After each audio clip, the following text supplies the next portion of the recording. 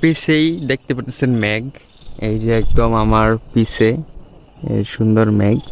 আর এত সুন্দর মেঘ আসলে বর্ষাকাল বাদে বান্দরবনে দেখা একটু অসম্ভব। বর্তমানে প্রচুর বৃষ্টি এদিকে।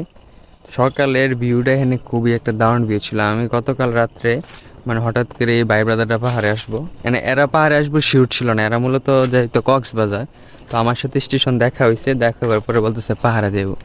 তো আমি জানি বাসায় যাবো গিয়া কাপড় টাপড় নিয়ে আসবো, ওইটারও কোনো ইয়া নাই। মানে আমি জাস্ট এক কাপড়ে আমার মোবাইলের চার্জার মার্জার কিচ্ছু আনি নাই। আমি এক কাপড়ে ডাইরেক্ট ওখান থেকে ট্রেনে উঠছি, ট্রেনে উঠে ডাইরেক্ট বান্দরবান। মানে পাহাড় যে কেন এত কাছে টানে নিজেও জানি না। ডাইরেক্ট বান্দরবান পাহাড়ের নামটা শুনলে ভাই মাথা মতো নষ্ট হয়ে যায়। তো সকালে এই জায়গাটার ভিউ ছিল খুবই চমৎকার। এই জায়গায় বৃষ্টি আসছিল, আসার পরে এখানে মেঘ একদম এদিকে পাহাড় ঘেঁষা মেঘ দিতেছিল। এখানে হালকা হালকা এনে মেঘ দেখা যাইতেছে, কিন্তু সকালের ভিউটা ভাই মাথা নষ্ট ছিল। কিন্তু আমার মোবাইল বন্ধ, মানে আমি যে ভিডিও করবো এটা করাই সম্ভব হয়েছে না, কারণ আমার মোবাইল বন্ধ।